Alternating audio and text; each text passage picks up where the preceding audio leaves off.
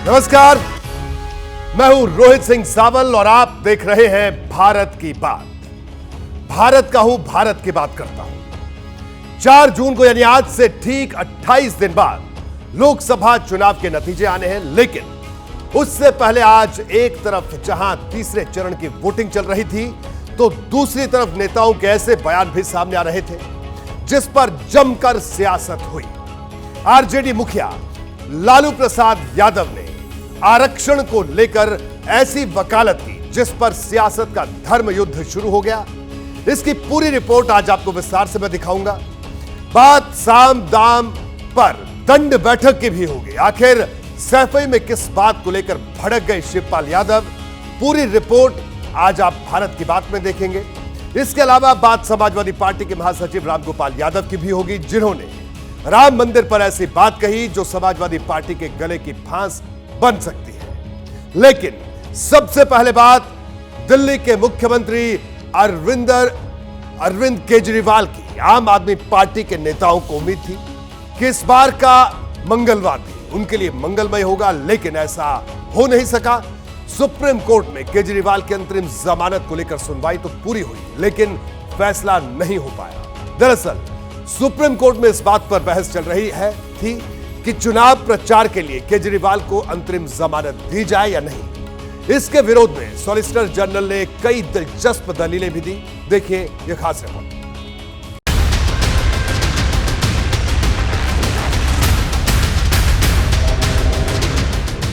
दिल्ली के मुख्यमंत्री अरविंद केजरीवाल कब तक तिहाड़ के अंदर रहेंगे, ये कहना फिलहाल मुश्किल हो गया है, क्योंकि मंगलवार को सुप्रीम कोर्ट में समय की कमी के चलते उनके अंतरिम जमानत पर कोई आदेश नहीं आ पाया।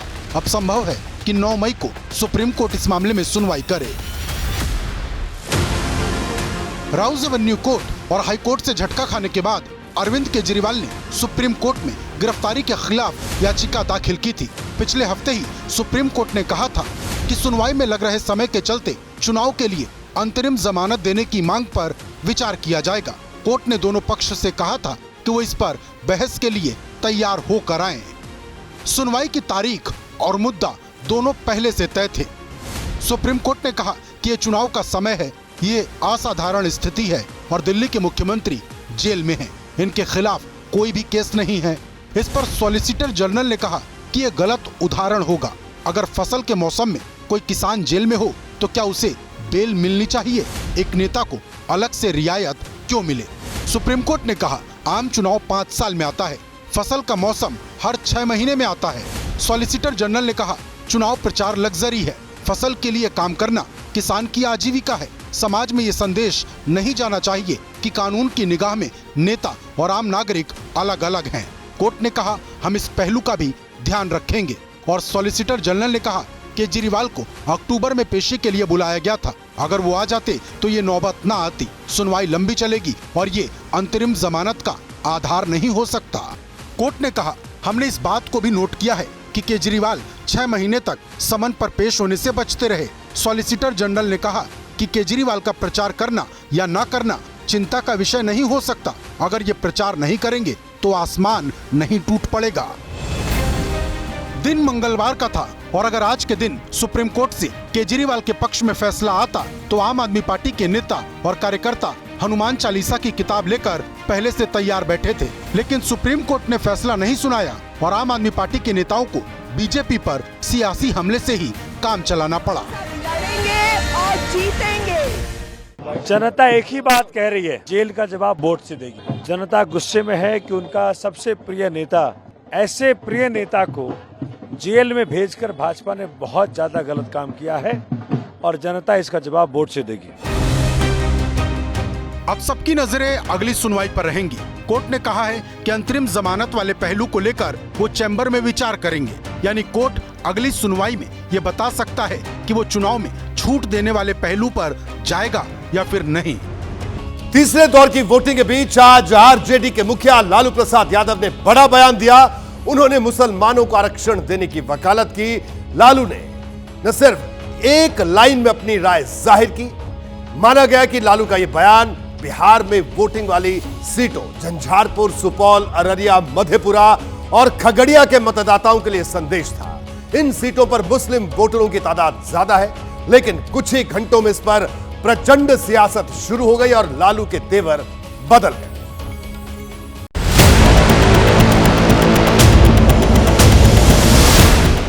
रिजर्वेशन तो मिलना चाहिए मुसलमानों को थोड़ा। सिर्फ 7 सेकंड में लालू यादव ने कुल 8 शब्द कहे और इसी पर पूरे देश में चुनावी माहौल फौरन गर्मा गया। उन्होंने कहा, ऐसे हाथ पछाड़ के बोल रहे हैं, मुसलमानों को आरक्षण मिलना चाहिए और सिर्फ आरक्षण नहीं मिलना चाहिए, वो कहते हैं कि पूरा का पूरा आरक्षण मुसलमानों को मिलना चाहिए।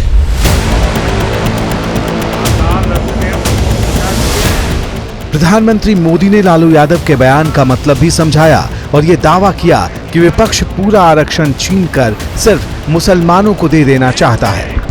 इसका मतलब क्या हुआ?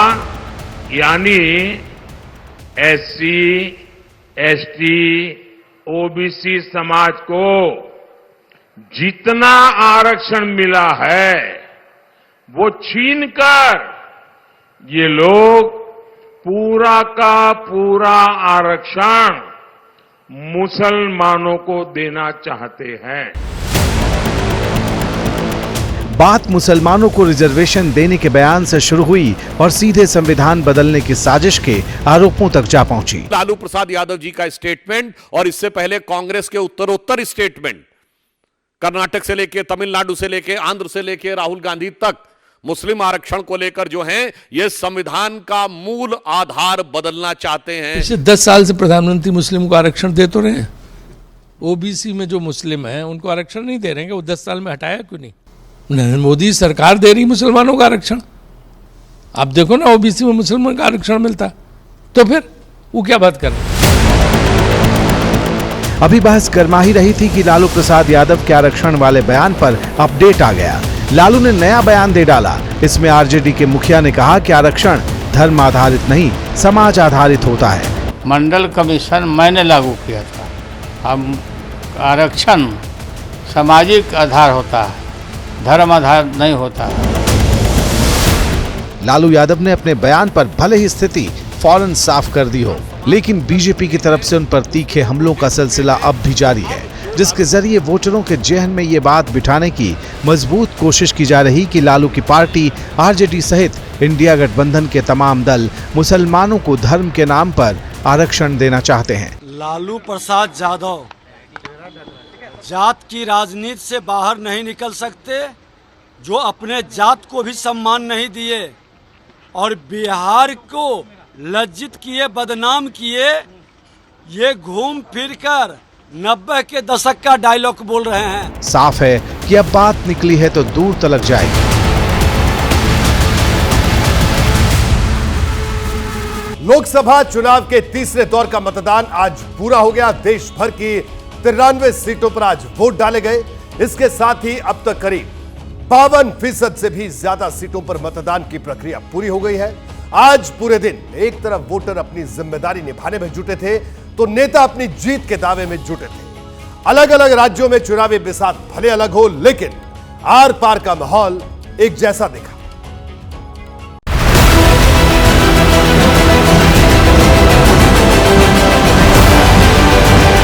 लोकतंत्र के महायज्ञ में जो भी जितनी आहुति दे रहा है, सब अभिनंदन के अधिकारी हैं। बीजेपी हारने जा रही है।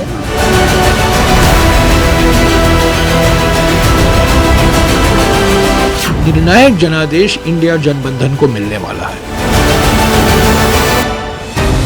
वोटर के अभिनंदन से लेकर विरोधियों की आलोचना तक, जीत के दावे से लेकर विपक्षियों की हार की भविष्यवाणी तक, सियासी दिग्गजों के इन बयानों के बीच मतदान रफ्तार पकड़ता रहा और देश के 11 राज्यों और केंद्र शासित प्रदेशों की 93 सीटों पर वोटिंग का काम पूरा हो गया। सबसे ज्यादा निगाहें गुजरात पर जमी थी। वजह थी यहाँ की 25 लोकसभा सीटों पर वोटिंग। राज्य में 26 सीटें हैं। सूरत में बीजेपी उम्मीदवार की निर्विरोध जीत की वजह से आज 25 सीटों पर वोटिंग हुई। मतदान करने खुद पीएम मोदी अहमदाबाद पहुंचे। मेरा गुजरात में मतदार के नाते यही एक जगह है जहाँ मैं रेगुलर मतदान करता हूँ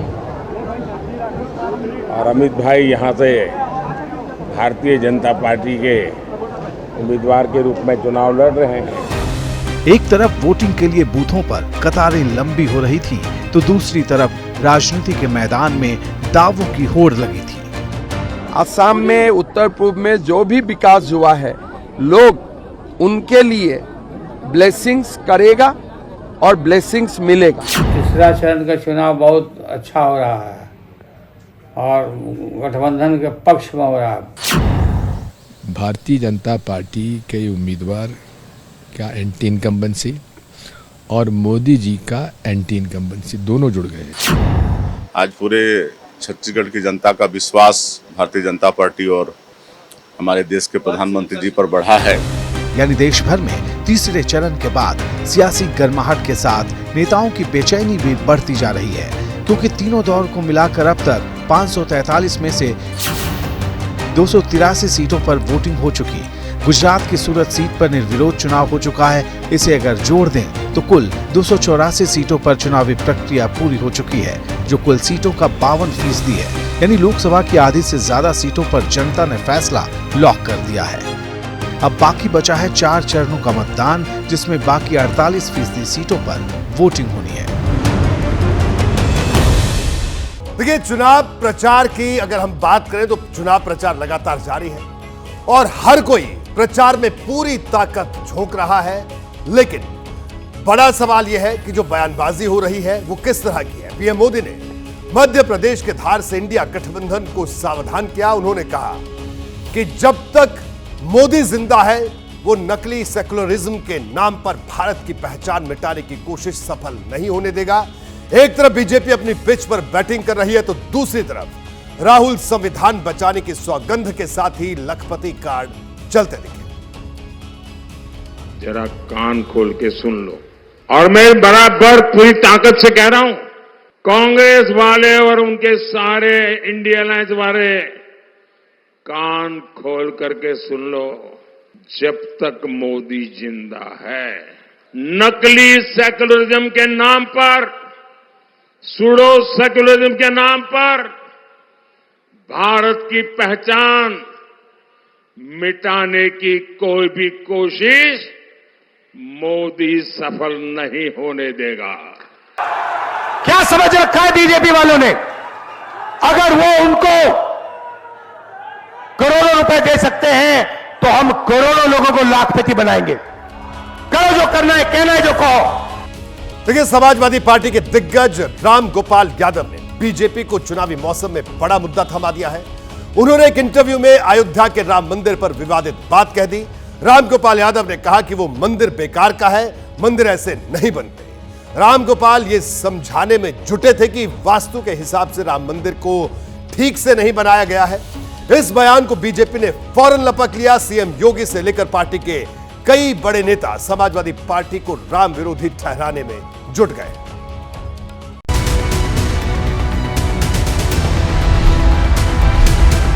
कांग्रेस राम मंदिर का फैसला पलटने के लिए सोच रही है।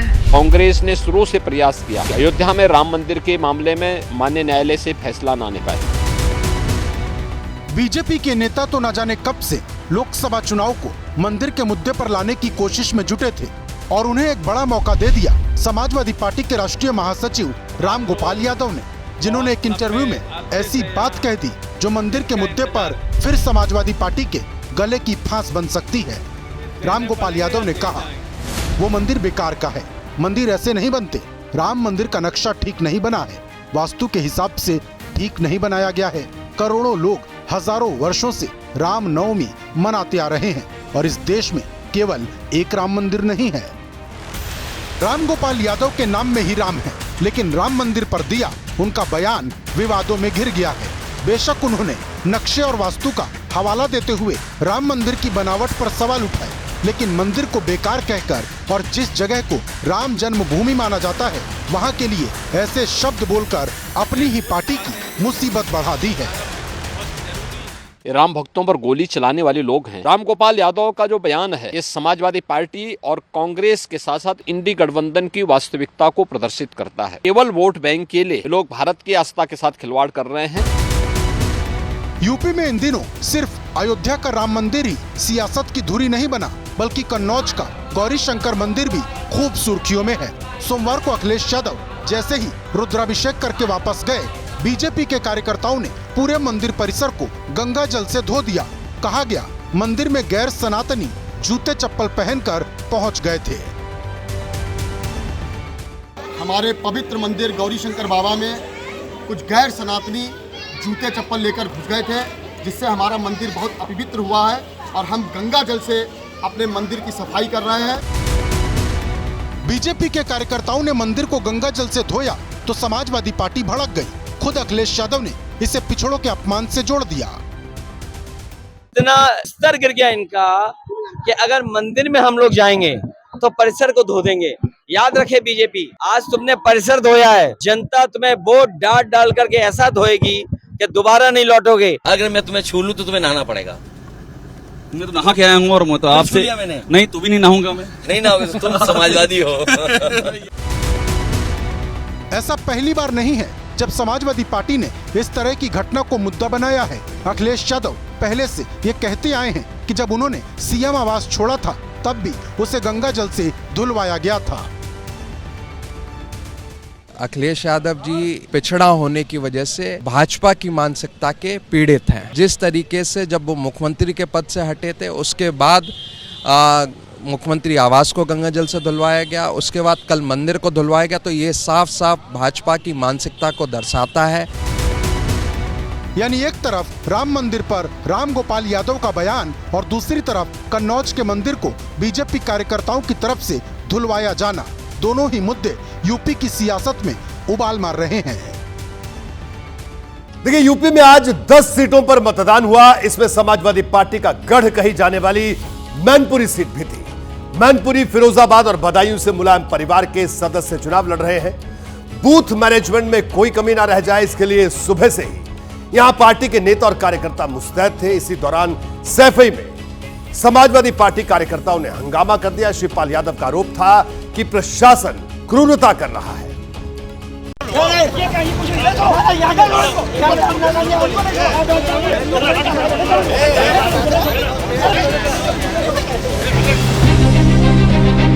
तीसरे चरण का मतदान संपन्न तो हो गया, लेकिन उत्तर प्रदेश में कई जगहों पर बीच चुनाव में माहौल गरमाया हुआ नजर आया।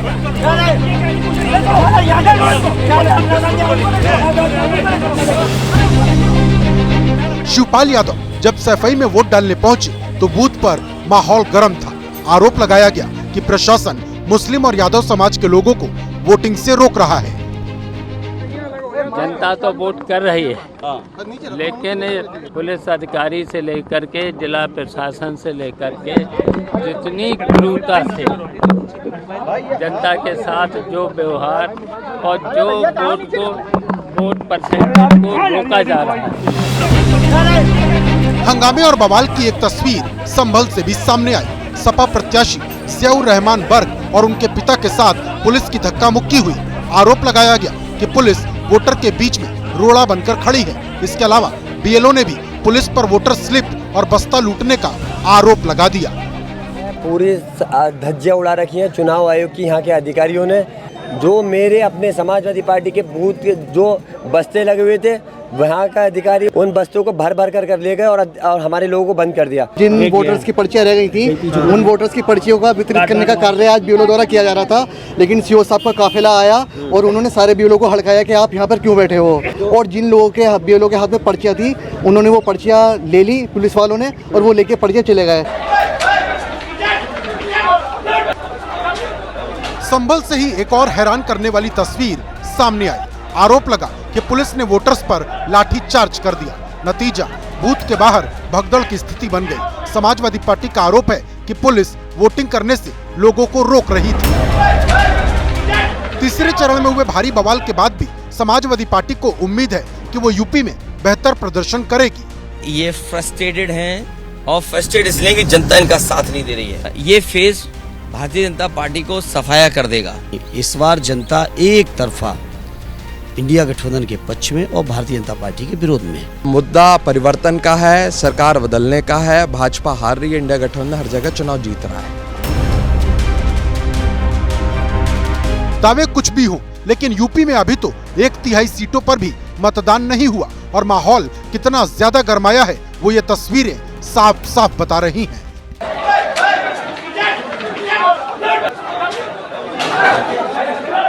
बढ़ते आगे और अब बात करते हैं हरियाणा की, जहां आज बड़ा सियासी उलटफेर हुआ और करीब 2 महीने पहले गठित हुई सैनी सरकार के भविष्य पर संकट के बादल मंडराने लगे। सरकार अंक गणित में उलझती हुई दिख रही है।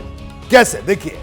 दरअसल अभी तक बीजेपी सरकार को समर्थन देने वाले 3 निर्दलीय विधायक कांग्रेस के साथ खड़े हो गए हैं। इसमें पुंडरी से रणधीर गोलन, नीलोखेड़ी के से धर्मपाल गोंदर और चरखी दादरी से सोमवीर सांगवान का नाम है। इन तीनों ही निर्दलीय विधायकों ने कहा, किसानों की समस्या समेत हरियाणा के मुद्दों को देखते हुए उन्होंने सैनी सरकार से समर्थन वापस ले लिया है। इन तीनों निर्दलीय विधायकों के समर्थन वापस लेने के बाद सरकार का समीकरण गड़बड़ाता हुआ दिखाई दे रहा है।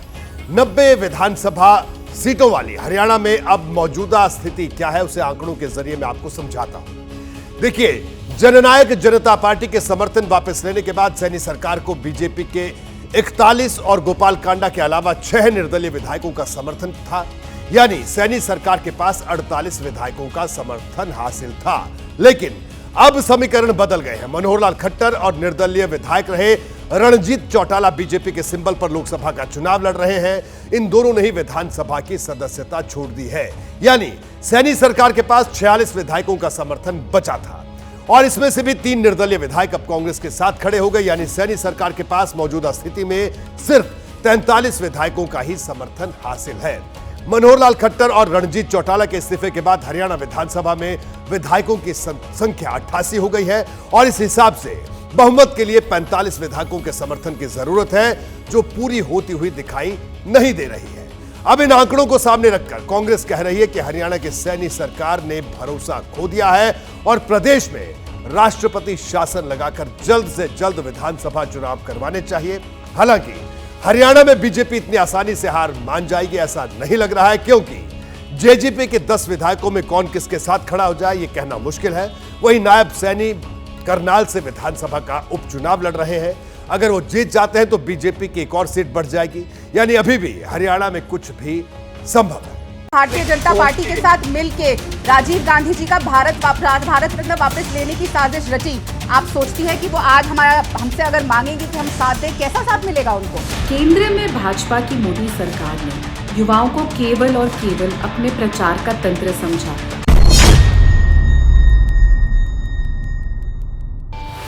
कांग्रेस की प्रवक्ता राधिका खेड़ा जी, जिन्होंने कल इस्तीफा दिया, वह भी भारतीय जनता पार्टी में शामिल हो रही हैं। आज की कांग्रेस महात्मा गांधी जी की कांग्रेस नहीं, आज की कांग्रेस राम जी की विरोधी कांग्रेस है, हिंदू की विरोधी कांग्रेस है। आदरणीय शेखर सुमन जी भारतीय जनता पार्टी की सदस्यता ले रहे हैं। आलू आगे से सोना बेहूदी बातें मैं नहीं कर सकता। एमए इन पॉलिटिकल साइंस कहाँ है प्रधानमंत्री? एमए इन पॉलिटिकल साइंस पढ़ा, लोगों को बरगला रहे। 10वीं पास, जो 10वीं नहीं था उसको एजुकेशन मिनिस्ट्री बना दिया। मेरे में इतनी ताकत नहीं है कि जब सनातन धर्म के ऊपर सवाल उठाए और मैं चुपचाप बैठ जाऊं, मेरे से नहीं हो। मन की बात से ना घर चलता है। बहुत धन्यवाद देती हूँ नरेंद्र मोदी जी का। सिलसिला जो शुरू हुआ वो रुकने का नाम नहीं ले रहा। आज 2024 का आधा चुनाव खत्म हो गया, लेकिन कांग्रेस प्रवक्ताओं के पाला बदलकर बीजेपी के खेमे में जाने का खेल बदस्तूर जारी है। लिस्ट लंबी होती जा रही है। संजय निरुपम, गौरव वल्लभ जैसे नामों के बाद आज कांग्रेस प्रवक्ता राधिका खेड़ा का नाम भी इस लिस्ट में शामिल हो गया। हाथ का साथ छोड़ने के पीछे ज्यादातर प्रवक्ता राम का नाम ले रहे हैं। राधिका खेड़ा के साथ बॉलीवुड अभिनेता शेखर सुमन का दिल भी कमल हो चुका है। सवाल यह है कि पाला बदलने का यह खेल खत्म हो गया या फिर अभी भी कई विकेट गिरने बाकी है। मोदी वॉशिंग पाउडर, मोदी भ्रष्टाचार से सफाई, मोदी से आए, बीजेपी वॉशिंग मशीन में घुलते ही भ्रष्टाचार मिट जाए। Modi washing powder, Modi. देख रहे हैं आप कांग्रेस की प्रवक्ता रहते हुए राधिका खेड़ा का मोदी सरकार पर हमला करने का ये तीखा अंदाज। क्यों मोदी जी डरते हैं कि बेटी संसद में आए? क्यों मोदी जी डरते हैं कि बेटी विधानसभा में आए? क्यों? क्योंकि हम सवाल पूछेंगे कि आप कैसे आदमियों को टिकट देते हैं जो यौन शोषण करते हैं और उसके बाद भी मंत्री पद पे बने रहते हैं। कब तक हम बेटियों को न्याय के लिए गुहार करनी पड़ेगी और बदले में हम पे लाठियां चलाई जाएगी? और क्यों हमें अत्याचार करना पड़ेगा? देश के प्रधानमंत्री मोदी का नाम लेकर कांग्रेस की प्रवक्ता राधिका खेड़ा न सिर्फ आक्रामक हमले करती थी, बल्कि सरकार के कामकाज पर सवाल उठाते हुए धारा प्रवाह तरीके से हिसाब भी मांग रही थी। मन की बात से ना पेट भरता है, मन की बात से ना घर चलता है, मन की बात से ना हमारे घर में कोई बीमार होता है तो उसका इलाज होता है। मन की बात से ना घर चलता है। बहुत धन्यवाद देती हूँ नरेंद्र मोदी जी का। राधिका खेड़ा टीवी डिबेट में मन की बात पर प्रश्न चिन्ह तो लगाती रही, लेकिन अपने मन की बात को मन में ही दबाए रही। और अब जब उनके मन की बात बाहर आई है तो उन्होंने बीजेपी के नाम की बांसुरी बजाई है। सबको मेरा जय श्री राम। मैं बहुत बहुत धन्यवाद देती हूँ नरेंद्र मोदी जी का, श्री अमित शाह जी का और साथ ही राष्ट्रीय अध्यक्ष श्री जेपी नड्डा जी का कि उन्होंने मुझे मौका दिया है कि मैं रामलला के इतने विशाल परिवार का आज हिस्सा बन सकूं और भारतीय जनता पार्टी में शामिल हो सकूं। इसी को राजनीति कहते हैं, जहां न कोई किसी का दुश्मन होता है और न ही दोस्त। करीब 22 साल तक कांग्रेस पार्टी का हिस्सा रहने वाली राधिका खेड़ा राजधानी दिल्ली में बीजेपी के हेडक्वार्टर पहुंची और औपचारिक रूप से भारतीय जनता पार्टी का हिस्सा बन गई। मन की बात से ना घर चलता है। बहुत धन्यवाद देती हूँ नरेंद्र मोदी जी का। छत्तीसगढ़ से लेकर हरियाणा और दिल्ली तक कांग्रेस की नीतियों को देश के सामने रखने वाली राधिका खेड़ा की आवाज अब हाथ का साथ छोड़कर बीजेपी की नाव में सवार हो चुकी है। मेरी जननी जो खुद इतनी बड़ी राम भक्त है, जिनको लेके मैं रामलला के दर्शन करने गई, मेरा पूरा परिवार राम भक्त है और जब राम मंदिर बना और मूर्ति की स्थापना हुई, जिस तरीके से हमने अपने घर में उसको मनाया, उसको लेकर जितना कष्ट भारतीय राष्ट्रीय कांग्रेस को हुआ और उसके चलते जिस तरीके से एक षड्यंत्र मेरे खिलाफ रचा गया, ये सिर्फ मोदी जी की गारंटी की सरकार थी कि बेटी वहां सुरक्षित थी और वहां से सुरक्षा से यहां पर पहुंच सकी। कांग्रेस की राष्ट्रीय मीडिया समन्वयक रही राधिका खेड़ा ने इस्तीफा देने के पीछे राम का नाम लेने के बाद पार्टी में उनके साथ हुए दुर्व्यवहार को वजह बताया है। जब मैं रामलला के दर्शन अपने परिवार के साथ करके आई, उसके बाद भी मुझे कहा गया कि तुम चुनाव के समय में क्यों रामलला के दर्शन करके आई और इसका तुम्हें लंबा नुकसान होगा। और जब मैंने न्याय की गुहार की तो मुझे कहा गया चुप हो जाओ, बोलो मत। चिल्लाए गए मेरे ऊपर, जयराम रमेश मुझ पे चिल्लाए। 3 दिन उनको लगे मुझसे बात करने में। अयोध्या जाने वालों में से सबसे पहले लोगों में से मैं थी। दीपेंद्र हुडा, मैं, अजय राय, अविनाश पांडे, आराधना मिश्र मोना, अखिलेश प्रताप सिंह, हम सब एक साथ अयोध्या गए थे दर्शन करने।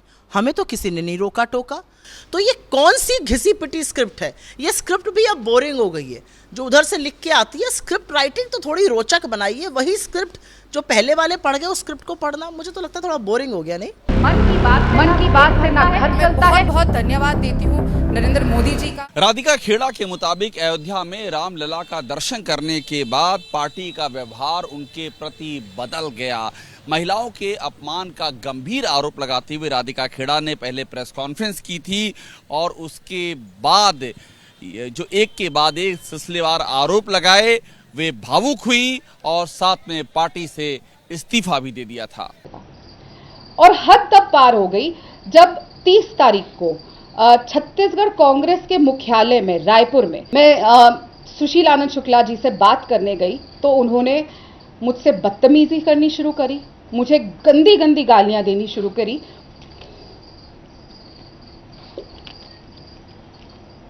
करीबन 1 मिनट तक कमरा अंदर से बंद रहा।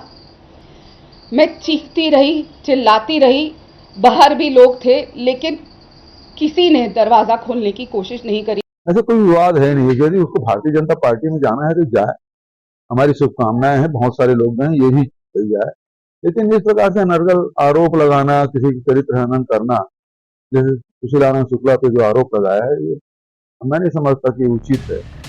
वैसे राधिका खेड़ा जब 24 घंटे पहले मीडिया के सामने आई थी तो किसी भी पार्टी में शामिल होने से इनकार कर रही थी। मैं कोई भी पार्टी ज्वाइन नहीं कर रही, अभी न्याय की लड़ाई है, मैं न्याय की लड़ाई लड़ रही हूँ। लेकिन 24 घंटे बीतते बीतते बीजेपी हेडक्वार्टर पहुंचकर राधिका ने मुस्कुराते हुए भारतीय जनता पार्टी का साफा पहन लिया। राधिका खेड़ा के साथ शेखर सुमन भी बीजेपी में शामिल हो गए हैं। राजनीतिक बैकग्राउंड के लिए भले ही ना हो, लेकिन शेखर सुमन को उनके अभिनय के लिए देश जानता है। 2009 लोकसभा चुनाव में शेखर सुमन कांग्रेस की टिकट पर पटना साहिब से चुनाव लड़े थे।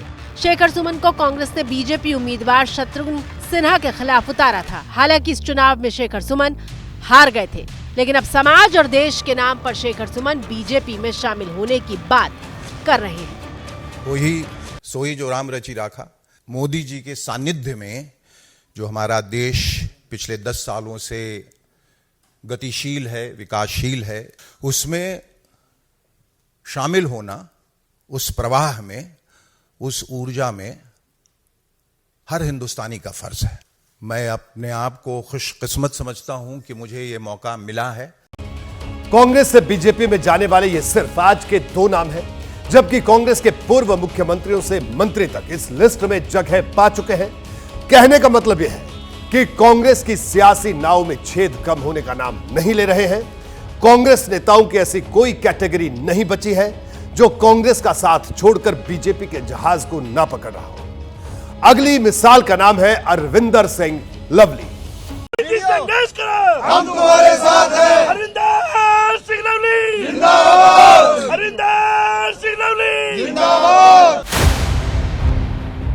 अभी पिछले हफ्ते की ही तो बात है जब दिल्ली कांग्रेस के पूर्व अध्यक्ष अरविंदर सिंह लवली ने पार्टी हाईकमान पर सवाल उठाए थे। मैंने दिल्ली प्रदेश कांग्रेस कमेटी के अध्यक्ष पद से अपना इस्तीफा भेज दिया है। तो असूलों की और जो कांग्रेस का कार्यकर्ता दिल से महसूस करता है, उस पीड़ा को मेंशन करते हुए मैंने जो है अपना इस्तीफा भेजा है। 27 अप्रैल को लवली ने चिट्ठी लिखी।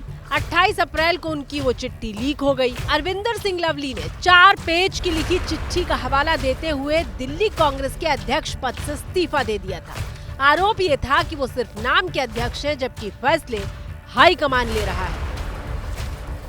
प्रश्न केवल इतना है कि प्रदेश कांग्रेस कमेटी के अध्यक्ष की इतनी गरिमा जरूर होनी चाहिए कि ऑफिशियल अनाउंसमेंट से पहले उसको इंटीमेट कर दिया जाए कि भी फलाने लोगों को हम टिकट दे रहे हैं। मैंने ये मेंशन किया है। बीच चुनाव में अरविंदर सिंह लवली ने इस्तीफा देकर कांग्रेस के सामने गुगली फेंकी और इस्तीफे का 1 हफ्ता बीतने से पहले ही पूरे तामझाम के साथ बीजेपी का हिस्सा भी बन गए। निश्चित तौर पे आइडियोलॉजिकली मैं वहाँ मिसफिट था। वो जरूर जो है कहीं ना कहीं मेरे को लगा कि वहाँ, इसीलिए जाने के बाद भी जो है मैं बिल्कुल शांत था। तो आइडियोलॉजिकली मेरे लिए मिसफिट पार्टी थी। जब हम खुद सब लोग खोए खोए घूम रहे थे, उस मौके पे हमको अवसर दिया है कि हम इस राष्ट्र के निर्माण में और दिल्ली के लोगों की लड़ाई जो है वो भारतीय जनता पार्टी के बैनर में और आदरणीय प्रधानमंत्री जी के नेतृत्व में भारतीय जनता पार्टी जैसी सशक्त पार्टी में हम लोग जो है सब मिलकर कार्य कर सकें और इस लड़ाई को जो है वो आगे ले जाएं। दिल्ली में 25 मई को वोटिंग होनी है और इस बार दिल्ली में मुकाबला बीजेपी और इंडिया गठबंधन के बीच है। आम आदमी पार्टी कांग्रेस के साथ मिलकर चुनाव लड़ रही है। बीजेपी ने अपने स्टार प्रचारकों की लिस्ट भी जारी कर दी है। 40वें नंबर पर अरविंदर सिंह लवली का नाम है। लवली का दिल्ली के सिख बहुल इलाके में प्रभाव माना जाता है और तय है कि बीजेपी 24 का चुनावी मैच जीतने के लिए फील्डिंग सजा रही है। एक एक करके हर उस मोहरे को अपने पाले में ला रही है जो बीजेपी की जीत की स्क्रिप्ट लिखने में भूमिका अदा कर सकता है। और यही वजह है कि पाला बदलने का खेल रुक नहीं रहा। मन की बात से ना घर चलता है। बहुत धन्यवाद देती हूँ नरेंद्र मोदी जी का। माननीय गौरव वल्लभ जी को पार्टी की सदस्यता ग्रहण कराएं। ठीक 1 महीने पहले जब गौरव वल्लभ ने बीजेपी का दामन थामा था तो देश चौंक गया था। कई बार संजय मयूर और अनिल बलूनी सब टीम बैठती है तो गौरव वल्लभ अगर डिस्कशन में जा रहे हैं तो फिर उस प्रकार कोई सीनियर जाना चाहिए। ऐसी चर्चा उनके कमरे में मैंने सुनी है और ऐसे गौरव जी का आज पार्टी ज्वाइनिंग हो रहा है, मैं उनका स्वागत करता हूं। बरगलाने की और हास्य कविताएं करके मैं मानता हूं। बात बिल्कुल सही है क्योंकि गौरव वल्लभ को कांग्रेस के बेहद तेज तर्रार प्रवक्ता के तौर पर जाना जाता था क्योंकि उनके पास तथ्यों के साथ तर्क भी मौजूद होते थे। गौरव वल्लभ ने ही बीजेपी प्रवक्ता संबित पात्रा से पूछा था कि 5 ट्रिलियन में कितने जीरो होते हैं और उनका ये सवाल पूरे देश में उनकी पहचान बन गया था। ये जो पूरा 5 वर्ष है इसमें हम $2 ट्रिलियन जोड़ेंगे। विश्व के बुलंदी पर हम $5 ट्रिलियन इकोनॉमी के। मुझे ये लगता है मेरे भाई को ये 5 का अंक बड़ा भाता है। संबित भैया 5 ट्रिलियन में कितने जीरो होते हैं बताना? बताओ ना। बताता नहीं, बताओ ना आज दर्शकों। बताता हूँ बैठो बता दो। आप 5 ट्रिलियन की बात कर रहे हो, बताओ 5 ट्रिलियन में कितने? बताता हूँ आप सुनो। आज बताओ एबीपी न्यूज के दर्शकों को संबित पात्रा जी का ज्ञान 5 ट्रिलियन में कितने जीरो होते हैं? जवाब पहले ये राहुल गांधी से पूछ के आओ मेरे भाई। देखिए कितने जीरो होते। ये देख लिया, इनका ज्ञान देख लिया आपने। 5 ट्रिलियन जीरो नहीं पता है 5 ट्रिलियन में कितने होते हैं? बता दे तो मेरा चैलेंज है इनको आज। 5 ट्रिलियन में कितने? चलिए आप ही बता दीजिए। आप ही बता दीजिए। 12 10 टू द पावर 12 होते हैं। 10 टू द पावर 12। लेकिन पेशे से प्रोफेसर रहे गौरव वल्लभ बीच चुनाव में सच्चे सनातनी होने का दावा करते हुए बीजेपी की ट्रेन में सवार हो चुके हैं। धर्म एवं हतो हंति धर्मो रक्षति रक्षित तस्य धर्मो न हंतव्यो मा नो धर्मो हतो वधित। अर्थात धर्म के मामले में आप चुप्पी साध लो, जो गालियां दे रहे हैं सनातन को आप चुप्पी साध लेते हो, वेल्थ क्रिएटर्स को जो गाली दे रहा है आप चुप्पी साध लेते हो और उल्टा गालियां दे। इसलिए कहा जाता है कि राजनीति में कुछ भी स्थायी नहीं होता है, ना दोस्ती ना दुश्मनी। आज तीसरे फेज का चुनाव खत्म हुआ है और कांग्रेस में विकेट गिरने का सिलसिला जारी है। अभी 4 फेज का चुनाव बाकी है। देखिए आगे आगे होता है क्या। आज मेरे साथ भारत की बात में इतना है। दीजिए इजाजत, नमस्कार।